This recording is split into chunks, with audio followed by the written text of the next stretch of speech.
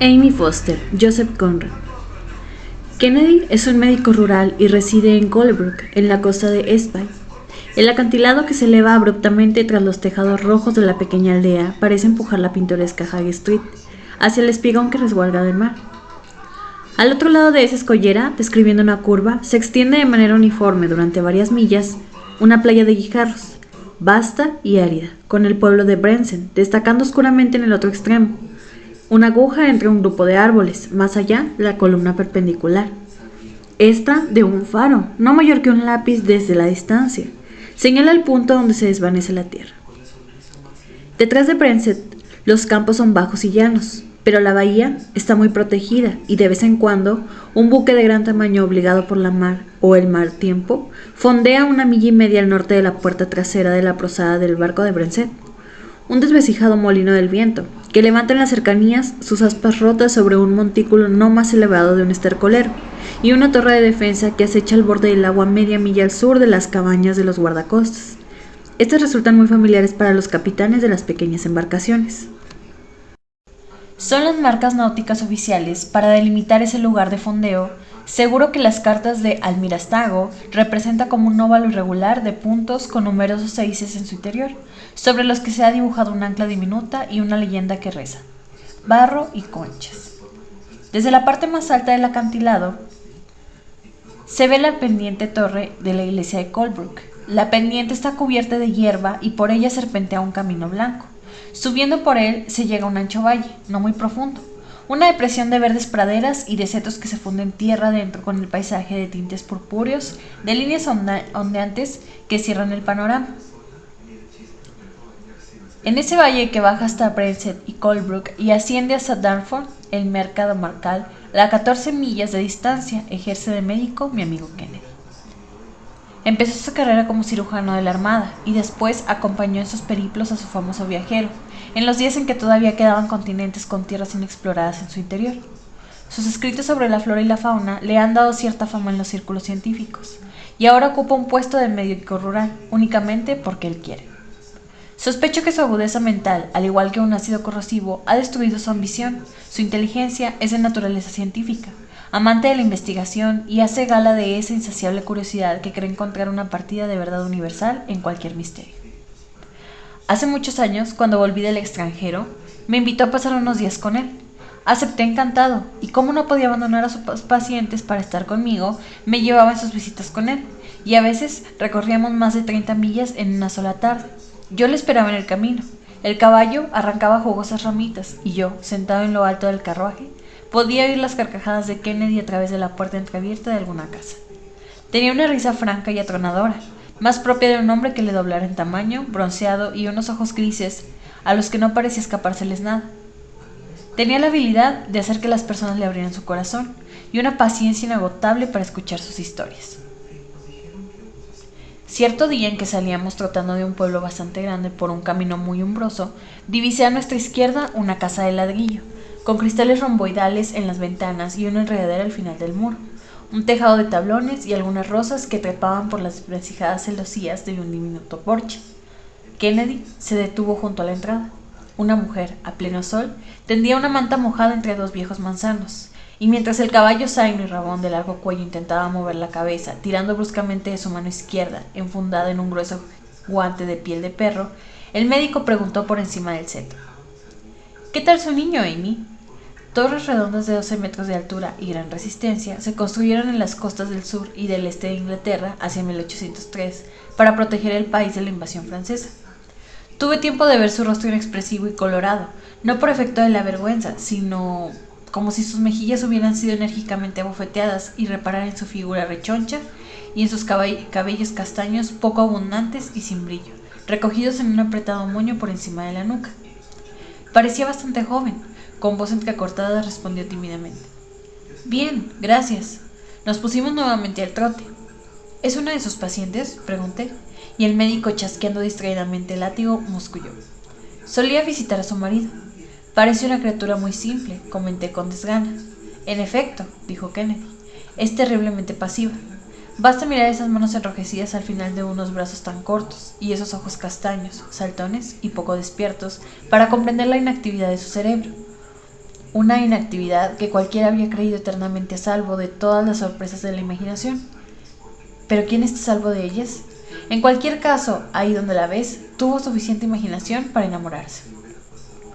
Es la hija de un tal Isaac Foster, que de modesto granjero pasó a ser pastor, y cuyas desgracias comenzaron cuando huyó para casarse con la cocinera de su padre viudo, un rico ganadero apopléjico que, presa del furor, borró su nombre del testamento y, según dicen, profirió amenazas contra su vida. Pero este viejo asunto, suficientemente escandaloso para servir de argumento a una tragedia griega, tuvo su origen en la similitud de sus caracteres. Hay otras tragedias menos escandalosas y de un patetismo mucho más sutil, que surgen de diferencias irreconocibles y de ese miedo a lo incomprensible que siempre se cierne sobre nuestras cabezas, sobre todas nuestras cabezas. El caballo zaino, agotado, aminoró el paso, y el cerco del sol, completamente rojo en un cielo inmaculado, se apoyó confiado en la lisa superficie de una tierra de labranza, cercana al camino, tal como se lo había visto hacer innumerables veces en el mar. Allá, en el lejano horizonte, el monótono color pardo de los campos arados brillaba con un tinte rosáceo, como si los terrones de desmenuzarlos hubieran sudado en diminutas perlas de sangre el trabajo de incontables labradores. Un carro, tirado por 2 caballos, avanzaba lentamente por la cima, dejando un pequeño bosque de su costado. Por encima de nuestras cabezas se recorta contra el horizonte sobre la luz rojiza del sol, triunfalmente grande, inmenso como una cuadriga de gigantes tirada por 2 parsiaminosos corceles de proporciones legendarias. Y la torpe silueta del hombre, que caminaba penosamente delante del primer caballo, se perfilaba sobre el infinito con heroica rusticidad. El extremo de su látigo se agitaba en las alturas, en medio del azul del cielo. Es la hija mayor de una familia muy numerosa, señaló Kennedy. A los 15 años la enviaron a servir a una granja llamada New Barns. Yo era el médico de la señora Smith, la mujer del arrendatario, y fue allí donde conocí a la joven. La señora Smith, una mujer elegante, de nariz aguileña, le hacía vestirse de negro todas las tardes. No sé qué me impulsó a fijarme en ella. Hay rostros que nos llaman más la atención por una extraña falta de definición en sus rasgos. De igual modo que, caminando en medio de la niebla, mirábamos con atención una forma borrosa que al final puede ser algo tan poco singular e inesperado como un poste indicador. La única peculiaridad que percibí en ella fue su ligera vacilación a la hora de expresarse, una especie de tartamudeo inicial que desaparecía en cuanto pronunciaba la primera palabra. Cuando se dirigía a ella con brusquedad, tendía a enfadarse, pero era sumamente bondadosa. Jamás se le había oído criticar a nadie, y trataba con ternura a cualquier ser viviente. Quería con verdadera devoción a la señora Smith, al señor Smith, a sus perros, gatos y canarios. Y, en cuanto al oro gris de la señora Smith, sus peculiaridades ejercían sobre ella una poderosa fascinación. Sin embargo, cuando ese extravagante pájaro fue atacado por el gato y gritó pidiendo ayuda como su humana, ella se apresuró a huir del patio tapándose los oídos en vez de impedir que se penetrara. Para la señora Smith aquello era otra prueba de su estupidez, aunque la falta de atractivo de la joven, duda de la ligereza de su marido, resulta muy recomendable. Sus ojos miopes se llenaban de lágrimas cuando veía a un pobre ratón atrapado en una ratonera, y en cierta ocasión unos niños la habían encontrado de rodillas en la hierba mojada, ayudando a un sapo en dificultades. Sí es verdad, como ha dicho algún alemán, que sin fósforo no hay pensamiento. Aún los más no hay bondad sin cierta dosis de imaginación. Y ella la tenía, incluso más de la necesaria para comprender el sufrimiento y compadecerse de él. Se enamoró en unas circunstancias que no dejan la menor duda al respecto, pues se necesita imaginación para formarse un ideal de belleza y todavía más para descubrirlo bajo una forma poco común. Cómo adquirió esa cualidad y que supo avivarla es un misterio inescrutable. La joven había nacido en el pueblo y jamás había ido más allá de Colebrook o quizás de Dartford. Vivió 4 años con los Smith. New Barns es una granja apartada, a 1 milla de la carretera, y ella se contentaba con mirar día tras día los mismos prados, cerros y hondonadas, los mismos árboles y setos vivos, los rostros de los 4 hombres que trabajaban en la granja, siempre los mismos, día tras día, mes tras mes, año tras año. Nunca mostró el menor interés por conversar y mi impresión es que no sabía sonreír. Algunas tardes de domingo, cuando el tiempo era bueno, se ponía su mejor vestido, un par de botas resistentes y un enorme sombrero gris con una pluma negra. La he visto personalmente así ataviada. Cogía una sombrilla ridículamente fina, saltaba 2 vallas y recorría 3 campos y 200 yardas de carretera. Jamás iba más lejos. Allí estaba la cabaña de los Foster. Ayudaba a su madre a preparar el té de los más pequeños, fregaba los platos, daba un beso a los niños y volvía a la granja. Eso era todo, todo el descanso, todo el cambio, todo el esparcimiento. No parecía desear nada más y entonces se enamoró. Se enamoró silenciosa, obstinada, tal vez irremediablemente. Fue un sentimiento que la invadió poco a poco, pero que acabó dominándola como un poderoso hechizo. Fue un amor como se entendía en la antigüedad, un impulso irresistible y fatídico, una posesión. Sí, era su destino obsesionarse y dejarse embrujar por un rostro, por una presencia, funestamente como una adoradora pagana de la forma bajo un cielo luminoso, para terminar despertando en ese misterioso olvido de sí misma, de ese encantamiento, de ese éxtasis, a causa de un miedo muy similar al inexplicable terror de un animal. Con el sol ocultándose por el oeste, los extensos pastizales enmarcados por los escarpes del terreno más elevado cobraban un aspecto maravilloso y sombrío. Una sensación de profunda tristeza, muy semejante a la inspirada por unos acordes graves de música, se desprendían del silencio de los campos. Los hombres con que nos cruzábamos pasaban lentamente, sin sonreír, con los ojos en el suelo, como si la melancolía de una tierra oprimida hubiera añadido peso a sus pies y hubiese inclinado sus espaldas y abatido su mirada. Sí, dijo el médico, cuando oyó mi observación. Es como si esa tierra estuviera maldita, pues, de todos sus hijos, los más apegados a ella son de cuerpo tosco y andar pesado, como si llevaran los corazones llenos de cadenas. Pero aquí, en este mismo camino, habría podido ver entre todos esos hombres tan fornidos, al no ser delgado, ágil y esbelto, derecho como un pino, con algo en su porte que parecía luchar por elevarse, como si su corazón rebosara de optimismo. Es posible que solo fuera la intensidad del contraste, pero cuando se cruzaba con uno de sus aldeanos, las plantas de sus pies no parecían rozar el polvo del camino. Saltaba las cercas y subía y bajaba esas cuestas con unas zancadas largas y elásticas que le hacían reconocible a una gran distancia, y sus ojos eran negros y brillantes. Era tan diferente a cuantos le rodeaban, con sus movimientos ágiles, su mirada dulce, incluso un poco temerosa, su tez aceitunada y su figura gracil, que yo tenía la impresión al verlo de que su naturaleza era la de una criatura de los bosques. ¿Vino de allí? El médico señaló con el látigo, y desde lo más alto del declive, por encima de las copas onduladas de los árboles de un parque situado junto a la carretera, apareció la superficie del mar muy por debajo de nosotros, semejante al suelo de un gigantesco edificio en el que hubieran insertado bandas de oscuras ondas, con estelas brillantes y armoniosas que desaparecían en una franja de agua cristalina al pie del cielo. La tenue humareda que salía de un invisible barco de vapor se desvanecía en la inmensa claridad del horizonte, como un aliento que empañara un espejo, y cerca de la costa, las velas blancas de un barco de cabotaje que parecían desplegarse lentamente bajo las ramas, ondeaban libres del follaje de los árboles. ¿Náufrago en la bahía?, pregunté. Sí, era un náufrago, un pobre emigrante centroeuropeo con desligo a América, que fue arrastrado por las olas hasta la orilla en medio de una tempestad, y para él, que no sabía nada del mundo, Inglaterra era un lugar desconocido. Pasó cierto tiempo antes de que conociera el nombre de este país, y no me extrañaría que hubiera temido encontrar bestias salvajes y hombres feroces cuando, arrastrándose en la penumbra por el espigón, cayó rodando en una acequia donde fue un milagro que no se ahogara. Pero luchó instintivamente, como un animal atrapado en una red, y aquella ciega contienda lo arrojó fuera del agua. Debía ser más duro de lo que parecía para sobrevivir a semejantes golpes, a sus violentos esfuerzos y a tanto miedo. Algún tiempo después, en un inglés rudimentario curiosamente similar al que habla un niño, me contó que se había encomendado a Dios, convencido de que no seguía en este mundo, y en realidad, añadía, ¿cómo iba a saberlo? Logró abrirse paso a gatas en medio de la lluvia y del temporal, y avanzó a rastras hasta unas ovejas que se amontonaban al socaire de un seto.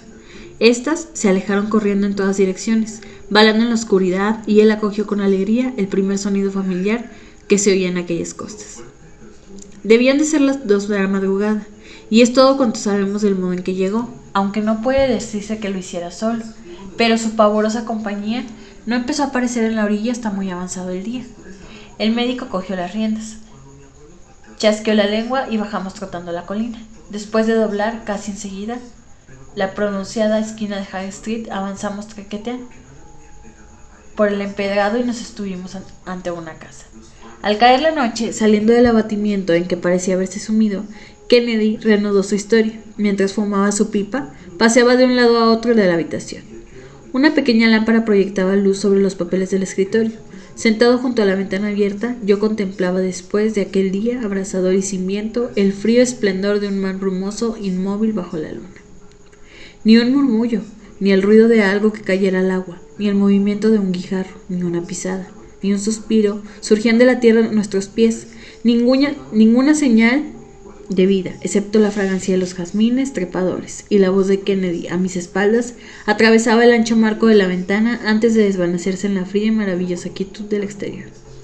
Los relatos de viejos naufragios nos hablan de grandes sufrimientos. A menudo los náufragos se salvan de morir ahogados para parecer ignominiosamente de hambre en algún árido lugar de la costa. Otros sufrían una muerte violenta o se veían convertidos en esclavos y pasaban largos años de su existencia precaria entre gentes que desconfiaban de ellos. Los odiaban o temían por el mero hecho de ser extranjeros. Leer estas cosas nos inspira una gran lástima. Es duro para un hombre encontrarse en una tierra extraña, indefenso, sin nadie que comprenda su lengua, procedente de un misterioso país de algún rincón recóndito de la tierra. Pero de todos esos viajeros que han naufragado en los lugares más salvajes de la tierra, no hay uno solo, en mi opinión, que tuviera un destino tan trágico como el del hombre del que hablo, el más inocente de ellos, arrojado por el mar en la ensenada de esta bahía, casi a la vista desde esta ventana.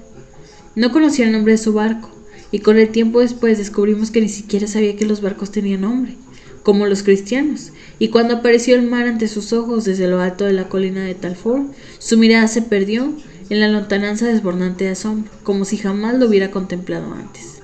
Y es muy probable que así fuera. Según entendí, lo habían metido a empujones con otros muchos en un barco de migrantes en la desembocadura de Elba, demasiado aturdido para observar lo que le rodeaba, demasiado triste para ver nada, demasiado angustiado para poder interesarse. Antes de zarpar, los bajaron al entrepuente y los dejaron allí encerrados. Era un camarote de escasa altura, con mamparos y baos de madera, explicaba él, como los de su tierra, aunque se entraba por una gran escalera.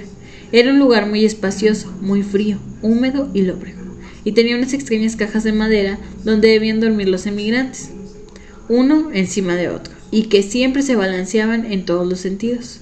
Subió como pudo a una de ellas y se tumbó vestido, con la misma ropa que llevaban al salir de casa muchos días antes. Sin separarse de su bastón y de su fardo, la gente la quejaba, los niños lloraban, el techo goteaba, las luces se apagaban, los mamparos crujían y todo se zarandeaba de tal modo que nadie se atrevía a levantar la cabeza.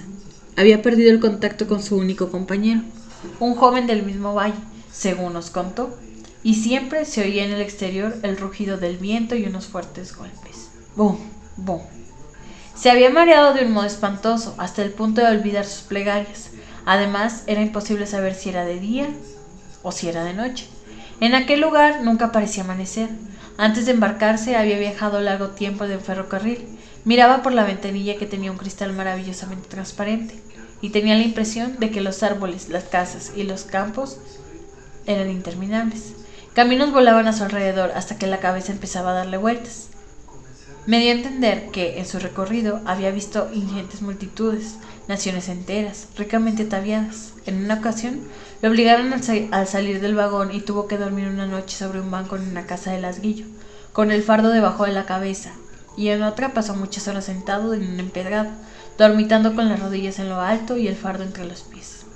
El techo parecía de cristal, y era tan elevado que el pino de montaña más gigantesco que había visto en su vida habría tenido espacio para crecer bajo él. Máquinas de vapor entraban por un extremo y salían por el otro. Había más gente aglomerada de la que rodea. En un día de fiesta, a la milagrosa imagen sagrada en el patio del convento carmelita de las llanuras, donde antes de partir había llevado en carro a su madre, una piadosa anciana que quería rezar y suplicar a Dios que lo protegiera. Fue incapaz de explicarme lo grandioso que era aquel lugar, su estrépito, humo y oscuridad, el estruendo de los hierros, pero alguien le dijo que se llamaba Berlín.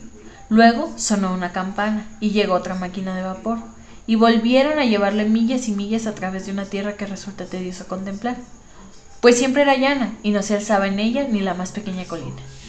Hubo de pasar otra noche encerrado en un edificio que recordaba un buen establo, con un lecho de paja en el suelo, vigilando su fardo entre un grupo muy numeroso de hombres, ninguno de los cuales entendía una sola palabra de lo que él decía. Por la mañana los condujeron hasta las orillas pedregosas de un río de lodo, extraordinariamente ancho, que no discurría entre colinas, sino entre casas que parecían inmensas. Una máquina de vapor se deslizaba sobre el agua, y los metieron en ella, muy apretados, pero ahora iban acompañados de muchas mujeres y niños, que armaban bastante ruido. Caía una lluvia muy fría, el viento azotaba su rostro, estaba calado hasta los huesos y le castañeteaban los dientes. Él y el joven de su mismo valle se cogieron de la mano. Pensaban que los llevarían directamente a América, pero la máquina de vapor chocó contra el costado de algo que le recordó una gigantesca casa flotante. Las paredes eran negras y lisas, y en su tejado parecían crecer árboles desnudos en forma de cruz, increíblemente altos. Esa fue su impresión, pues jamás había visto un barco antes. Aquella era la nave que les trasladaría a América. Se oían gritos, todo se balanceaba, había una escala que subía y bajaba. Trepó por ella con sumo cuidado, con un miedo terrible de caerse al agua, que le salpicaba, con violencia. Se vio separado de su compañero, y cuando descendió a los abismos de aquel barco, se le cogió el corazón. También fue entonces, según me explicó, cuando perdió el contacto para siempre con uno de aquellos 3 hombres que el verano anterior habían recorrido con él todas las pequeñas aldeas de las estribaciones de su región. Llegaban en una carreta los días de mercado e instalaban una especie de oficina en alguna posada o en casa de otro judío. Eran 3, y uno de ellos, con una larga barba, tenía un aspecto muy venerable. Llevaban unos cuellos rojos y unos galones dorados en las mangas, como los funcionarios del gobierno.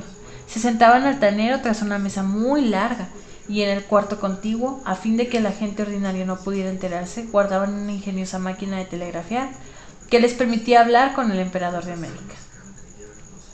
Los padres se quedaban merodeando junto a las puertas, pero los jóvenes de las montañas se agolpaban frente a la mesa haciendo toda clase de preguntas, pues en América había trabajo durante todo el año, por $3 diarios. No se hacía el servicio militar, pero el Kaiser americano no admitía a todo el mundo.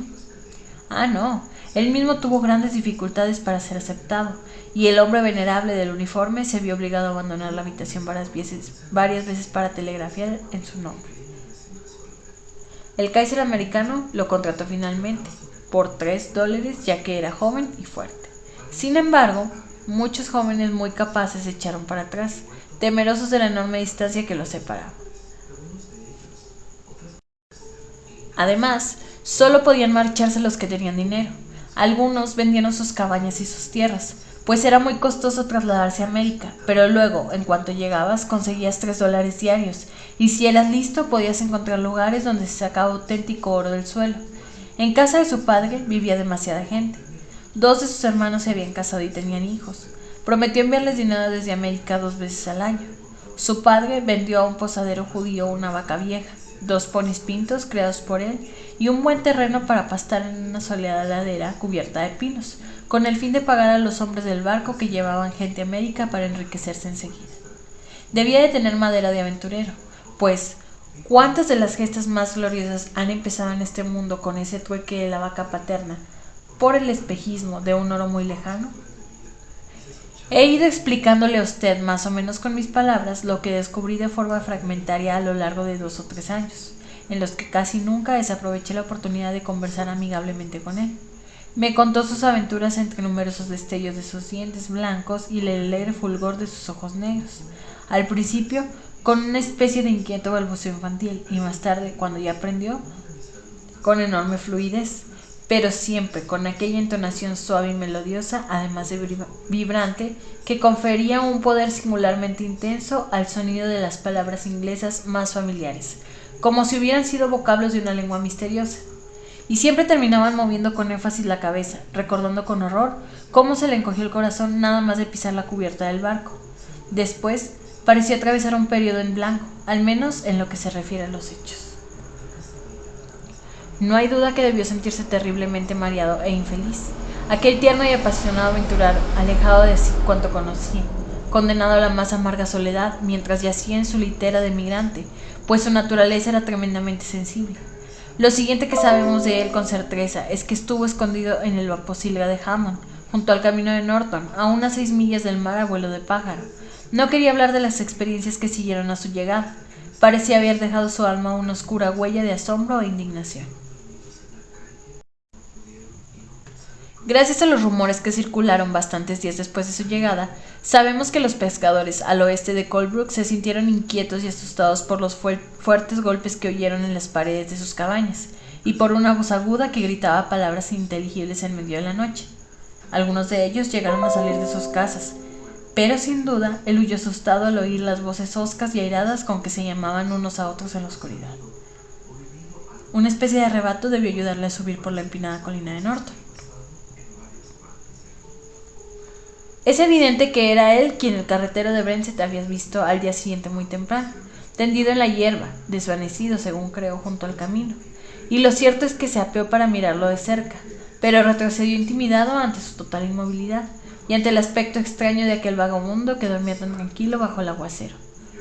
Unas horas después, algunos niños entraron corriendo en la escuela de Norton, tan atemorizados que la maestra tuvo que salir a increpar a un hombre horrible que se encontraba en el sendero.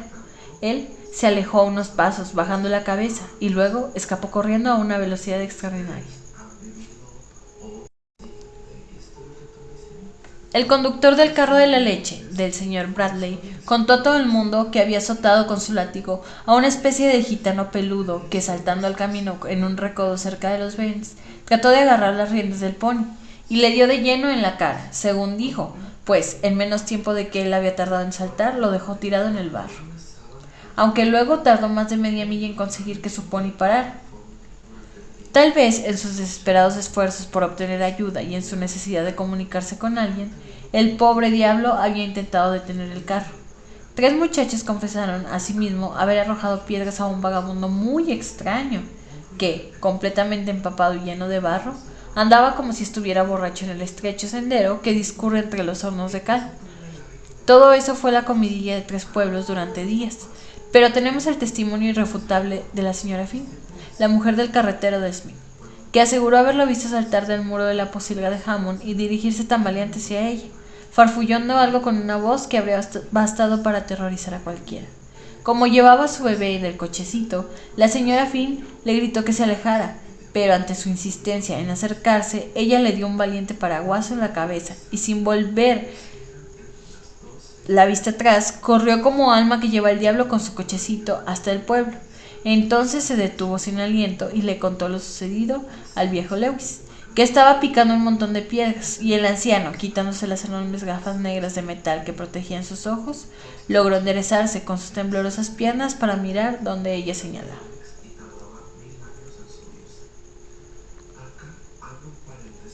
Los dos siguieron con la vista la figura del hombre corriendo por el campo.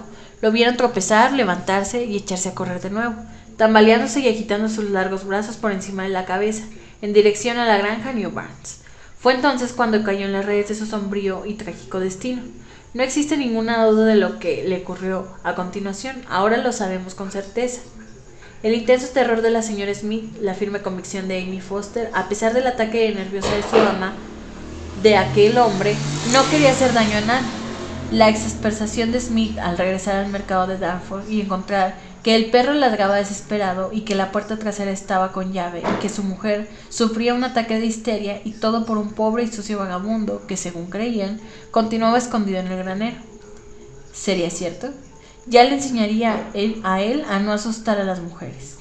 Smith tiene fama de irascible, pero la visión de una extraña criatura cubierta de fango, sentada entre un montón de paja suelta con las piernas cruzadas y balanceándose de un lado a otro como un oso enjaulado, le hizo detenerse. Entonces el vagabundo se levantó silenciosamente ante él, una masa de barro y suciedad de la cabeza a los pies.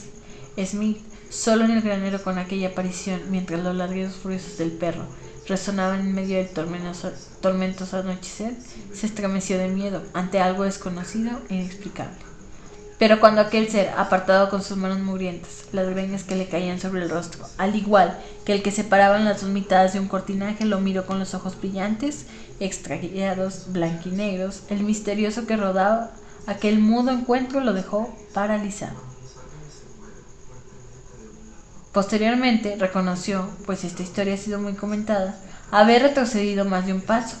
Más tarde, Un torrente de palabras atropelladas y sin sentido le persuadió a que tenía ante sí a un lunático escapado del manicomio. De hecho, esa impresión jamás llegó a borrársele del todo. En su fuero interno, Smith sigue convencido de que aquel hombre estaba loco. Cuando la criatura se le acercó, hablando de un modo inteligible, Smith, sin saber a qué se dirigía como el noble caballero y que estaba suplicándole cobijo y alimento por el amor de Dios, le contestó, firme y pausadamente mientras retrocedía hacia el otro patio. Finalmente, cuando se le presentó la oportunidad, se arrojó inesperadamente sobre él y lo metió a empujones a la niñera, echándole cerrojo. Acto seguido, se jugó la frente a pesar del frío. Había cumplido con su deber para con la comunidad al encerrar a un maníaco vagabundo y probablemente muy peligroso. Smith no es un hombre malo en absoluto, pero en su cerebro no cabía otra idea que la de la locura. Le faltaba imaginación para preguntarse si aquel hombre no estaría muriéndose de hambre y de frío. Mientras tanto, el maníaco armó al principio un ruido espantoso en la niñera. La señora Smith gritaba en el piso de arriba, donde se había encerrado en su dormitorio, y Amy Foster sollozaba de un modo lastimero en la puerta de la cocina. Supongo que Smith lo pasó mal a aquella velada entre los chillidos de su mujer y el llanto de su criatura. Y aquella voz enajenada y perturbadora al otro lado de la puerta aumentó su irritación. Era imposible que pudiera relacionar al desagradable lunático con el naufragio de un barco de Edsby del que había circulado rumores en el mercado de Dartford, y supongo que el hombre de la leñera había estado muy cerca de perder el juicio aquella noche. Antes de su agitación desapareciera y perdiese el conocimiento, estuvo lanzándose violentamente contra todo en medio de la oscuridad, tropezándose con unos sacos mugrientos y mordiéndose los puños de rabia, frío, hambre, asombro y desesperación. Se trataba de un nativo de la cordillera oriental de los Cárpatos, y el buque hundido en la noche anterior en Edsby y había zarpado en Hamburgo, lleno de migrantes, y era de Herzogin Sofía Dorotea, de infausta memoria. Unos meses después, supimos por los periódicos de la existencia de las fraudulentas agencias de migración, que actuaban entre los campesinos eslavos de las regiones más remotas de Austria. El objetivo de aquellos rufianes era apoderarse de las granjas y caseríos de aquellas gentes pobres e ignorantes, y estaban confabulados con los usureros locales. Casi siempre embarcaban a sus víctimas en Hamburgo. En cuanto al barco lo había visto, yo entrar en la bahía desde que estaba a mi misma ventana, una tarde gris y amenazadora, ciñendo al viento corto de trapo. Llegó al fondeadero marcado con la carta, frente a la esencia de los guardacostas de Brensen. Recuerdo que, antes de caer la noche, volví a contemplar las siluetas de su arboladura y de su jardía, que se recortaban negras y puntiagudas sobre un fondo de nubes desgarradas color pizarra, y más a la izquierda, la aguja más fina del campanario de Brenset, al oscurecer. Pero había salido de la bahía, ignoto, sigiloso, fatídico, pero para ser misteriosamente en el mar. Jamás volvió a saberse nada de él, a pesar del revuelo que se levantó en todo el mundo y que habría terminado por encontrarlo si hubiera seguido navegando en algún lugar sobre la superficie de las aguas. Ni una sola pista y un cauteloso silencio, como el de un crimen cuidadosamente perpetrado, fueron todas estas características de aquella horrible tragedia, que, como quizá recuerdes, se hizo tristemente célebre. El viento habría impedido tristemente todos los gritos más desgarradores llegaran a la costa. Es evidente que nadie tuvo tiempo de avisar del peligro. La muerte llegó sin el menor ruido. El navío de Hamburgo, inundándose de golpe, volcó al tiempo que se hundía, y al amanecer no asomaba por encima del agua ni la perilla del más alto de sus mástiles. Los guardacostas lo echaron en falta, como es natural, y al principio pensaron que había garreado y que su cadena se había roto durante la noche, y que el viento lo había empujado mar adentro. Más tarde, al cambiar la marea, el casco hundido debió de moverse y un poco y liberar algunos de los cuerpos, pues el cadáver de una niña, una pequeña de cabellos rubios con un vestido rojo, llegó a la orilla delante de la torre de defensa. Por la tarde pudieron verse a lo largo de 3 millas de playa unas figuras negras de piernas desnudas que aparecían y desaparecían entre la espuma revuelta, y hombres de aspecto tosco, mujeres de facciones endurecidas y niños casi siempre rubios. Estos fueron conducidos, rígidos y empapados, en parihuelas, alzos y escaleras, en larga procesión del más allá de la posada del barco, para ser colocados en una hilera bajo el muro norte de la iglesia de Brensett. Oficialmente, lo primero que llegó a tierra procedente de aquel buque fue el cadáver de la niña del vestido rojo, pero tengo algunos pacientes entre los marineros que habitan al oeste de Colebrook y extraoficialmente me dijeron que a primeras horas de la mañana, 2 hermanos que habían bajado a mirar en su barca de pesca varada en la playa habían encontrado en la arena, a bastante distancia de Brensett, el típico gallinero de barco con 11 patos ahogados en su interior. Sus familias se comieron las aves y con la ayuda de un hacha hicieron su leña del gallinero. Es posible que un hombre, suponiendo que estuviera encubierto en el momento del accidente, consiguiera llegar a la orilla de la agarrada.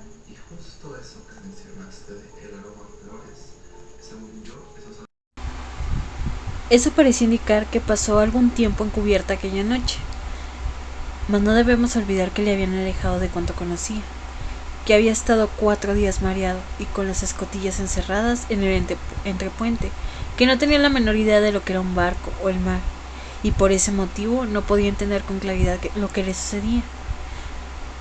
Sabía bien lo que era la lluvia, el viento y la oscuridad, reconocía el balido de las ovejas y recordaba la sensación de desamparo y sufrimiento que había experimentado, su desconsuelo y su asombro ante el hecho de que nadie parecía verlo ni entenderlo. Su consternación al no encontrar más que hombres enojados y mujeres furiosas. Es cierto que se habían acercado a ellos como un pordiosero, decía, pero en su tierra, incluso cuando no daban limosna, se dirigían a los mendigos con amabilidad. A los niños de su país no se les enseñaba a tirar piedras a quienes imploraban compasión. La estrategia adoptada por Smith lo dejó completamente anonadado. La leñera presentaba el aspecto siniestro de una mazmorra. ¿Qué iba a hacerle a continuación? No es de extrañar que Amy Foster apareciera ante sus ojos con la aureola de un ángel de luz. La joven no había podido conciliar el sueño pensando en aquel desdichado, y por la mañana, antes de que los Smith se levantaran, se deslizó fuera de la casa por el patio trasero. Entreabierto la puerta de la leñera, miró en su interior y tendió al hombre media osaga de pan blanco. Un pan en mi país solo comen los ricos, solía decir.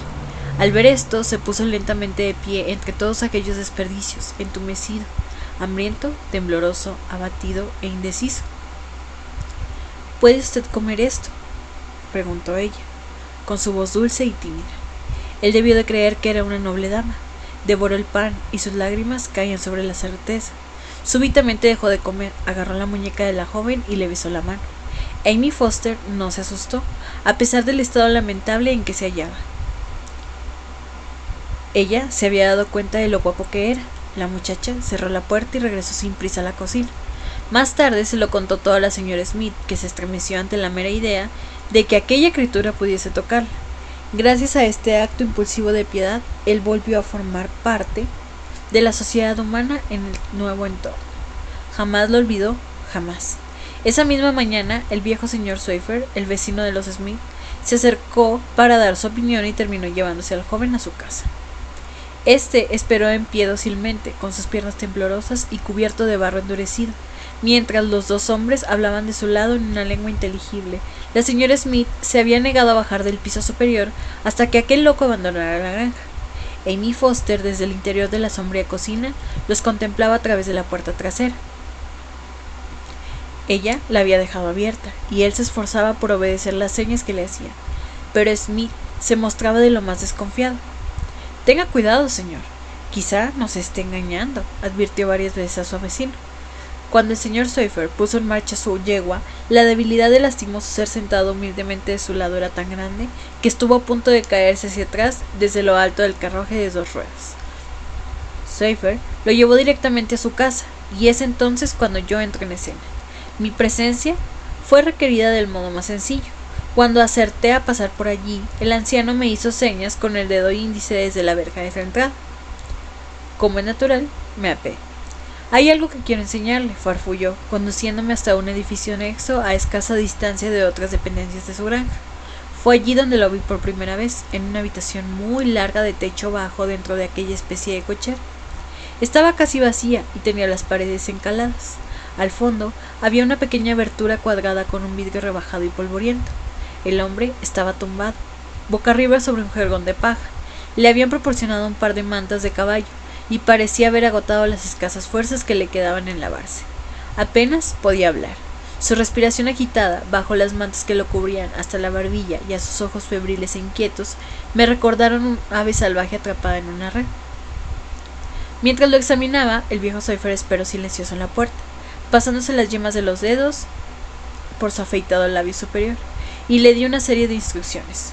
Prometí enviarle un frasco de medicina, y como es natural, le hice algunas preguntas. Smith lo atrapó en el granero de New Barnes, respondió lentamente el anciano sin inmutarse, como si el joven fuera una especie de animal salvaje.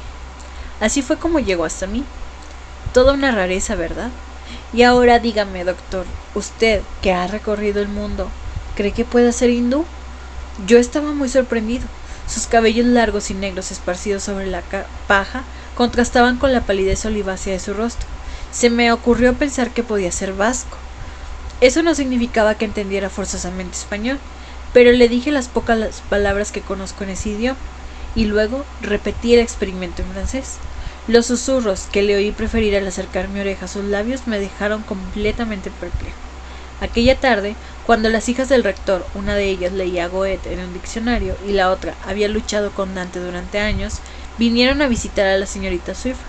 Pusieron a prueba su alemán y su italiano con él desde la puerta. Se batieron en retirada ligeramente asustadas ante el torrente de apasionadas palabras con que dándose la vuelta en su jergón les respondió. Las dos reconocieron que el sonido era agradable, suave, melodioso, pero que tal vez unido a su extraño físico resultaba sobreacogedor, tan vehemente, tan distinto a cuando había oído antes. Los niños del pueblo subieron la loma para asomarse a la pequeña abertura cuadrada. Todos se preguntaban qué haría el señor Sawyer con él. Se limitó a dejarle vivir allí. A Sawyer le habrían tachado de excéntrico, como si no hubiera sido un hombre tan respetado. Cualquier lugareño le diría que el señor Sawyer se quedaba levantado hasta las 10 de la noche leyendo libros, y es capaz de extender un cheque de 200 libras sin pestañear. Añadiría que los Sawyer han sido los dueños de las tierras que unen este pueblo con Dartmouth desde hace 300 años. En la actualidad deben de tener 85 años, pero no parece haber envejecido nada desde que llegué. Es un magnífico criador de ovejas y un conocido tratante de ganado. No se pierde un solo día de mercado en muchas millas a la redonda. A que, en el tiempo sea malo, se inclina sobre las riendas cuando guía su carruaje, con el lacio cabello gris ondulándose. La serenidad que dan los años añade solemnidad de su porte. No lleva barba ni bigote, sus labios son finos y delicados. Algo rígido y monacal en sus facciones, confiere cierta nobleza en su rostro. Se sabe que ha recorrido millas bajo la lluvia para contemplar una nueva variedad de rosa en un jardín, o una col gigante cultivada por un granjero. Le encanta oír hablar o ver algo que considere extranjero. Quizá por ese motivo el viejo Sawyer cobijó a aquel desconocido. Solo sé que 3 semanas después divisé al lunático de Smith cavando el huerto de Sawyer. Habían descubierto que sabía usar una pala. Trabajaba descalzo. El pelo negro le caía sobre los hombros. Supongo que fue Sawyer quien le había dado la vieja camisa rayada de algodón, pero seguía llevando los pantalones de paño marrón típicos de su país, con los que había alcanzado la orilla, casi tan ceñidos como unas medias. Su ancho cinturón de cuero estaba tan tachonado de pequeños discos de latón, aún no se había atrevido a entrar en el pueblo. La tierra que veía le parecía muy bien cuidada, como los campos que rodeaban la casa de un terrateniente. El tamaño de los caballos de tiro le llenaba de asombro. Los caminos le recordaban a los senderos de los jardines, y el aspecto de la gente, especialmente los domingos, expresaba opulencia. Se preguntaba por qué los adultos eran tan crueles y los niños tan descarados. Recogía su comida en la puerta trasera, la llevaba cuidadosamente con ambas manos hasta su vivienda, y sentado en el jergón, completamente solo, se santiguaba antes de saciar su hambre. Al lado de ese mismo jergón, arrodillándose cuando empezaba a anochecer en los días de invierno, rezaba en voz alta sus oraciones antes de acostarse. Siempre que veía al viejo Sawyer se inclinaba ante él con veneración.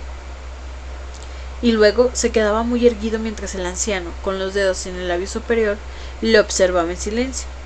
También saludaba con reverencia a la señorita Sawyer, que llevaba fulgurante la casa de su padre, una mujer huesuda y ancha de espalda, de 45 años, con el bolsillo lleno de llaves y unos ojos grises y severos. Era anglicana, mientras que su padre era uno de los síndicos de la iglesia baptista, y llevaba una pequeña cruz de acero en la cintura.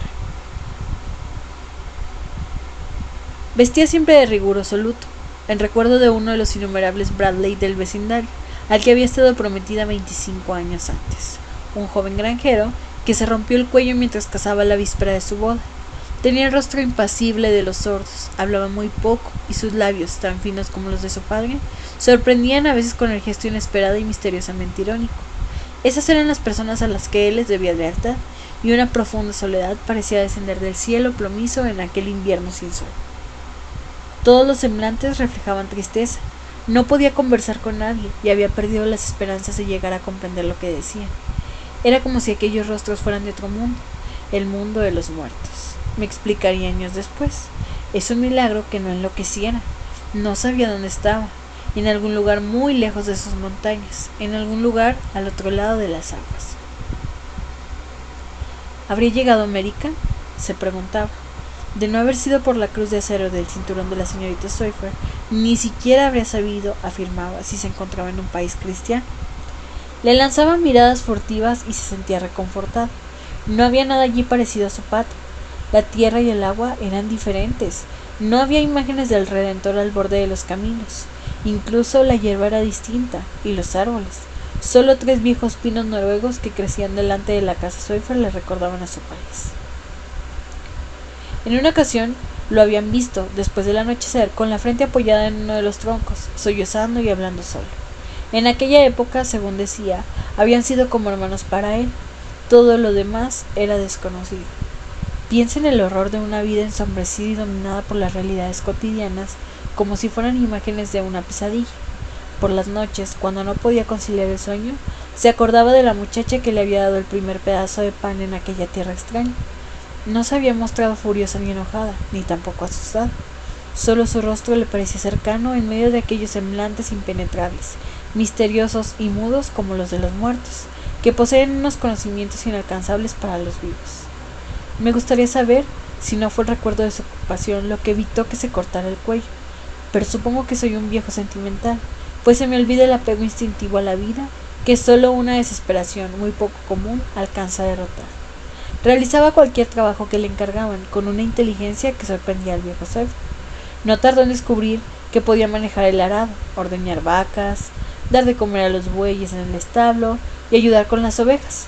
Empezó a aprender palabras, asimismo muy deprisa, y de pronto, una hermosa mañana de primavera, salvó de una muerte prematura a una nieta del viejo Sawyer. La hija menor de Sawyer está casada con Wilcox, abogado y secretario del ayuntamiento de Colebrook.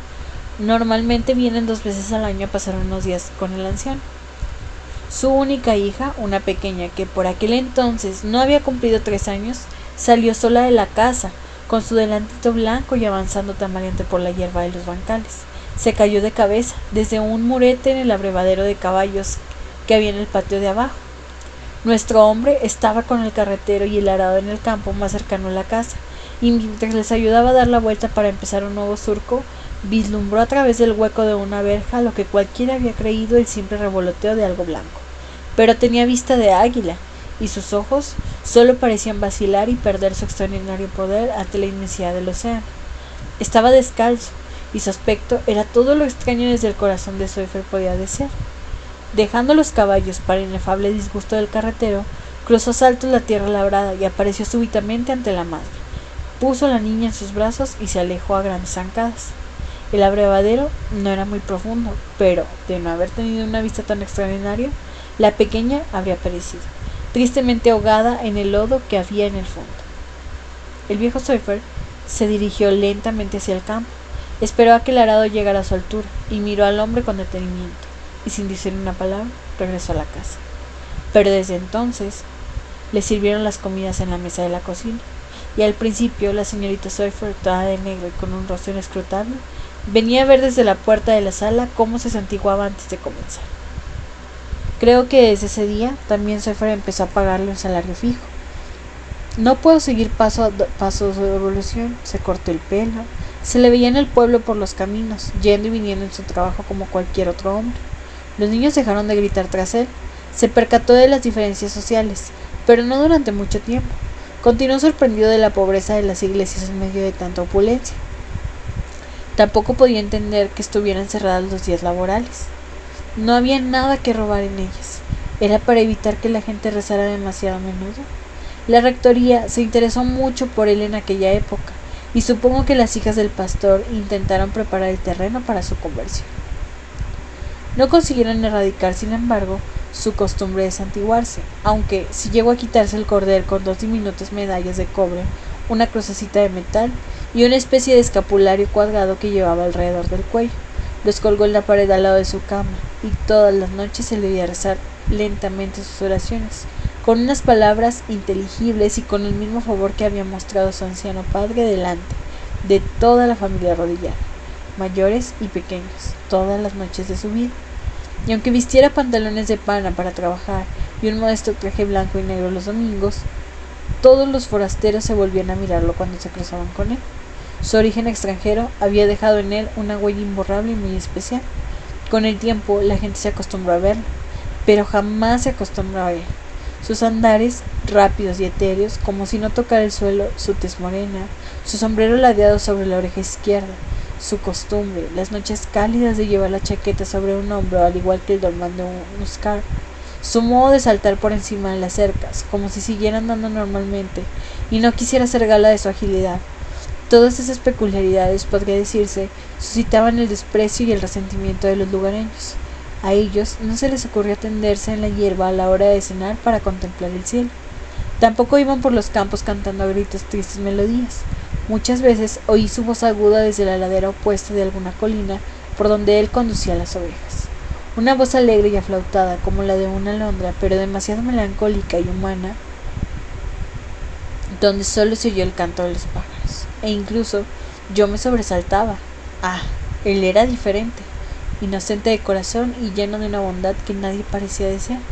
Aquel pobre náufrago era como un hombre trasplantado de otro planeta, separado de su pasado por una inmensa distancia y de su futuro por una inmensa ignorancia. Su forma de expresarse, rápida y apasionada, escandalizaba a todos.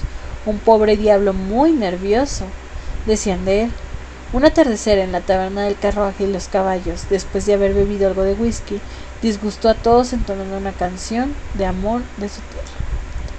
Todos le abuchearon y él se sintió opinado. Pues Preble, el carretero cojo, Vincent, el herrero gordo y los demás notables de la reunión querían beber en paz su cerveza de la tarde. En otra ocasión trató de enseñarles a bailar. Del suelo arenoso se levantaron nubes de polvo y un salto enorme tras las mesas de pino. Entrechocó sus talones, se puso en cuclillas delante del viejo Preble. Apoyándose en un solo talón y extendiendo la otra pierna, lanzó unos gritos desaforados de júbilo. Se puso de pie de un salto y empezó a girar sobre un pie, chasqueando los dedos por encima de su cabeza, y un carretero desconocido que había empezado a beber soltó juramentos y se fue a la barra con su media pinta de cerveza, cuando inesperadamente se subió en una de las mesas y continuó bailando entre los vasos. El posadero intervino. No quería acrobacias en su taberna, entonces le agarraron entre varios. Como había bebido un par de vasos, el extranjero del señor Sofer intentó protestar. Lo echaron de allí a la fuerza y acabó con un ojo morado. Supongo que era consciente de la hostilidad que le rodeaba. Pero era un hombre fuerte, no solo espiritual, sino también físicamente. Solo le asustaba el recuerdo del mar, con ese terror indefinido que nos dejan las pesadillas. Su hogar estaba muy lejos y ya no deseaba ir a América. Yo le había explicado a menudo que no hay ningún lugar en la tierra donde el oro esté a disposición del primero que se moleste en recoger. En ese caso, decía, ¿cómo iba a volver a casa con las manos vacías cuando habían vendido una vaca, 2 ponis y un pedazo de tierra para pagarle la travesía? Sus ojos se llenaban de lágrimas, y apartándolos del intenso resplandor del mar, se tiraba boca abajo sobre la hierba, aunque a veces, ladrándose el sombrero con aire seductor, desdeñaba mi sabiduría.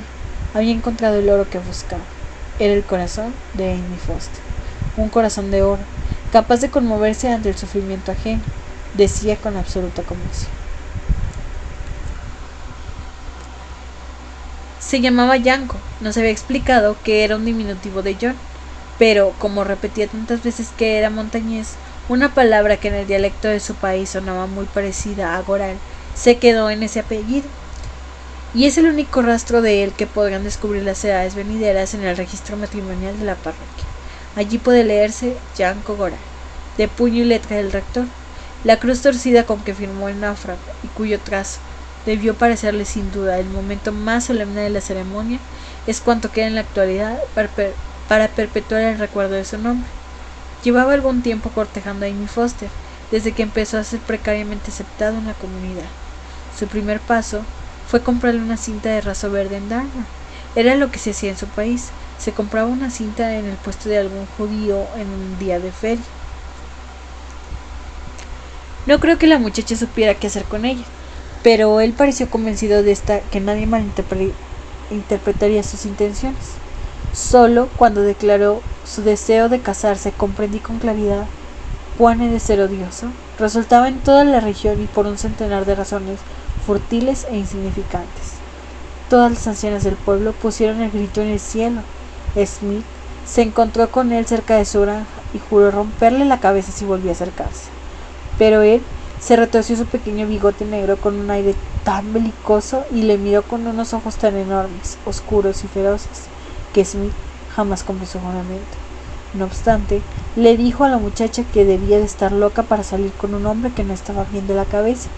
Así, y todo al anochecer, en cuanto ella le oía silbar al otro lado del huerto un par de compases de una extraña y triste melodía, soltaba cualquier cosa que tuviera en las manos, dejaba a la señora Smith con la palabra en la boca y corría a reunirse con él. La señora Smith la llamaba fresca y desvergonzada. Ella guardaba silencio. Sin decir una palabra a nadie, seguía su camino como si estuviera sorda. Solo ella y yo en toda la comarca parecíamos ser conscientes de la belleza del joven. Era muy apuesto y tenía un porte sumamente airoso y elegante, con un algo salvaje en su apariencia, y que recordaba a una criatura de los bosques. La madre de la muchacha gemía y lloraba cuando éste iba a verla un día libre. El padre se mostraba hosco, pero fingía no saber nada. Y en una ocasión la señora Finn le dijo sin rodeos: «Ese hombre, querida, acabará haciéndote daño». Y así siguieron las cosas. Se les veía pasar por los caminos, ella caminando imperturbable con sus mejores galas, un vestido gris con una pluma negra y unas fuertes botas, los llamativos guantes de algodón blanco que atraían las miradas de cualquiera que pasara a 100 millas de distancia. Y él, con la chaqueta pintorescamente echada sobre el hombro, andando a su lado con gallardía y lanzando tiernas miradas a la muchacha del corazón de oro. Me gustaría saber si él se percataba de su falta de atractivo. Es posible que al hallarse entre unos tipos tan diferentes a lo que se le conocía, no tuvieran capacidad para juzgar, aunque tal vez le sedujera el don divino de su compasión. Yanko, entre tanto, estaba muy preocupado. En su país, un anciano hacía las veces de embajador en los asuntos matrimoniales. No sabía cómo actuar. Un día, sin embargo, mientras las ovejas parecían en un prado, ahora ayudaban a Foster con los rebaños de su hija. Se quitó el sombrero humildemente su amor. «Supongo que está lo bastante loca para casarse contigo», se limitó a responder Foster. Y entonces, contaba el padre de Amy, se puso el sombrero, me dirigió una mirada cargada de odio, como si quisiera matarme, llamó al perro con un silbido y se marchó, dejándome todo el trabajo. Los Foster, como es natural, no querían perder el salario que ganaba la muchacha, pues Amy siempre le daba el dinero a su madre.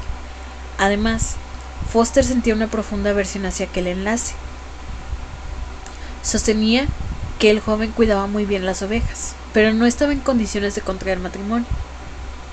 En primer lugar, tenía la costumbre de caminar junto a los setos hablando solo, como si estuviera chiflado, y por otra parte, esos extranjeros se comportaban a veces de un modo muy raro con las mujeres. Tal vez quisiera llevarse lejos a Amy o fugarse él. No le inspiraba la menor confianza. Advirtió a su hija que el joven podría maltratarla. Ella no respondió. Era como si aquel hombre, decían los lugareños, le hubiera hecho algo. El asunto se convirtió en la comidilla del pueblo. Se armó bastante alboroto, pero los dos siguieron saliendo, juntos en medio de una fuerte oposición. Entonces ocurrió algo inesperado. No sé si el viejo Sawyer llegó a comprender jamás hasta qué punto su criado extranjero lo consideraba como un padre. En cualquier caso, la relación era extrañamente feudal. Así pues, cuando Yanko le solicitó formalmente una entrevista, y con la señorita también, se dirigía a la severa y sorda señorita Sawyer con un sencillo «señorita». Fue para obtener su permiso para la boda. Sawyer escuchó impasible. Le ordenó con la cabeza que se retirara y luego gritó la noticia a oídos menos sordos de la señorita Sawyer. Ella no pareció sorprendida y se limitó a comentar gravemente con voz hueca y apagada: «No conseguirá que ninguna otra muchacha se case con él». Todos atribuyen el gesto de munificencia a la señorita Sawyer, pero al cabo de muy pocos días salió a la luz que el señor Sawyer había regalado a Yanko una casita, la que has visto esta mañana, y alrededor de un acre de tierra que le había traspasado de la propiedad. Wilcox se ocupó de formalizar la escritura, y recuerdo que me comentó haberle hecho con sumo placer. En ella se leía: «En agradecimiento por haber salvado la vida de mi querida nieta Berta Wilcox». Después de eso, como es natural, nada en este mundo pudo impedir su matrimonio. Ella siguió loca por él. La gente la veía salir de su casa al atardecer para esperar a su marido. Se quedaba mirando fijamente, como si estuviera hechizada. El alto del camino por donde él aparecía andando con su alegre contoneo y tarareando alguna canción de amor de su tierra. Cuando nació su hijo, Yanko bebió más de la cuenta en el carruaje y los caballos, e intentó volver a cantar y bailar, y lo echaron de nuevo. La gente se compadecía de una mujer casada con aquel bufón, pero a él no le importaba. Ahora tenía un hombre, me decía orgulloso, al que no podía cantar y hablar en su lengua materna, y al que dentro de poco enseñaría a bailar. Pero no sé, yo tenía la sensación de que su paso se había vuelto menos saltarín, su cuerpo menos ligero, su mirada menos penetrante. Imaginaciones mías, sin duda, pero aún hoy no puedo evitar pensar que las redes del destino lo tenían cada vez más acorralado. Un día me encontré con él en el sendero de la colina de Talfa. Me dijo que las mujeres eran muy raras. Yo ya había oído algo sobre las desvanecencias conyugales. La gente decía que Amy Foster estaba empezando a descubrir qué clase de hombre era su marido. Un día le había arrebatado al niño de los brazos cuando él, sentado en el umbral, le canturreaba una de esas nanas que cantaban las madres a sus hijos en las montañas. Parecía pensar que estaba haciéndole algún daño. Las mujeres son muy extrañas, y no le dejaba rezar en voz alta por las noches. ¿Por qué motivo? Esperaba que el pequeño aprendiera así sus oraciones del mismo modo que las había aprendido de él, de su padre cuando era niño, en su tierra natal, y me di cuenta de que anhelaba que su hijo creciera por tener a alguien con quien hablar en aquel idioma, que a nosotros nos sonaba tan inquietante, raro y apasionado. No comprendía por qué razón a su mujer le disgustaba la idea, pero ya se le pasaría, me dijo, y ladeando la cabeza con mirada cómplice, se golpeó suavemente el pecho para indicar que ella tenía un buen corazón, nada duro, nada despiadado, muy compasivo y misericordioso con los pobres. Me alejé pensativo, me preguntaba si lo que había en él era diferente, extraño, y que inicialmente había ejercido una atracción irresistible sobre la torpe naturaleza de su mujer. ¿No estaría despertado ahora una repulsión?, me preguntaba. El médico se acercó a la ventana y contempló un gélido resplandor del mar, inmenso en medio de la neblina, al igual que si rodeara las tierras con todos los corazones perdidos entre las pasiones del amor y del miedo. Fisiológicamente, exclamó, volviendo de pronto la cabeza, era posible, guardó unos instantes de silencio y luego prosiguió. En cualquier caso, la siguiente vez que lo vi, estaba enfermo, una dolencia pulmonar. Era un hombre fuerte, pero supongo que se había aclimatado también como yo creía. Era un invierno muy crudo. Los hombres de la montaña son muy propensos a sufrir ataques de nostalgia. El abatamiento debió de hacerle más vulnerable. Yacía medio vestir en un catre del piso abajo. Una mesa con hule muy oscuro ocupaba todo el centro del pequeño cuarto. Había una cuna de mimbre en el suelo, una tetera humeante en el hornillo, y algunas ropas de niños secándose en las pantallas de la chimenea. La habitación estaba caldeada, pero la puerta se abre directamente al jardín, como quizá usted haya observado. Tenía muchísima fiebre y no dejaba de murmurar para sí. Ella estaba sentada en una silla y le miraba fijamente desde el otro lado de la mesa, con sus ojos parduzcos y tristes. ¿Por qué no lo tiene en el piso de arriba?, le pregunté. Bueno, verá, contestó, dando un repingo y con ligero tartamudeo. Arriba no podría sentarme a su lado. Le di algunas instrucciones, y mientras salía, insistí en que él debía guardar cama en el piso superior. La joven se retorció las manos. No podría, no deja de decirme algo, no sé qué. Recordando todas las murmuraciones contra aquel hombre que habían repetido hasta la suciedad de sus oídos, la observé con detenimiento. Miré sus ojos miopes e inexpresivos que una vez habían visto una figura cautivadora, pero que ahora, al contemplarme, daban la impresión de no ver nada. Comprendí, sin embargo, que él se sentía muy inquieta. ¿Qué le pasa a Yanko?, me preguntó con cierta turbación. No parece muy enfermo. Jamás había visto a nadie de ese modo. ¿Acaso cree, protesté indignado, que está fingiendo? No puedo evitarlo, señor, contestó, imperturbable. Y de pronto juntó las manos y miró a un lado y a otro. Además está el niño. Estoy tan asustada. Hace poco me pidió que se lo diera. ¿Le dice cosas tan extrañas? ¿No puede pedir a algún vecino que se quede con usted esta noche?, inquirí. No creo que nadie quiera venir, señor, dijo entre dientes, completamente resignado. Le insistí en la necesidad de que se esmerara en su cuidado, y después tuve que marchar. Había mucha gente enferma aquel invierno. Espero que no hable, le oí murmurar mientras salía. No sé cómo no comprendí, pero no lo hice, y sin embargo, al volver la cabeza desde el carruaje, vi que continuaba inmóvil delante de la puerta, como si estuviera pensando en huir por el camino embarrado. Por la noche le subió aún más la fiebre, se revolvía en la cama, gemía, y de vez en cuando profería un quejido. Y Amy Foster seguía sentada al otro lado de la mesa, vigilando cada movimiento y cada sonido, mientras que el terror irracional a aquel hombre que no podía entender, iba apoderándose de ella. Había acercado la cuna de mimbre hasta sus pies. El instinto maternal y aquel miedo incomprensible le dominaban por completo. Volviéndose de pronto, muerto de sed, Yanko le pidió un poco de agua. La muchacha ni se movió. No había entendido sus palabras, aunque es posible que él creyera estar hablando en inglés. El joven esperó con la mirada clavada en ella, ardiendo de fiebre, asombrado de su silencio e inmovilidad. Y luego gritó impaciente. ¡Agua! ¡Dame agua! Ella se puso de pie de un salto, cogió al niño y se quedó quieta.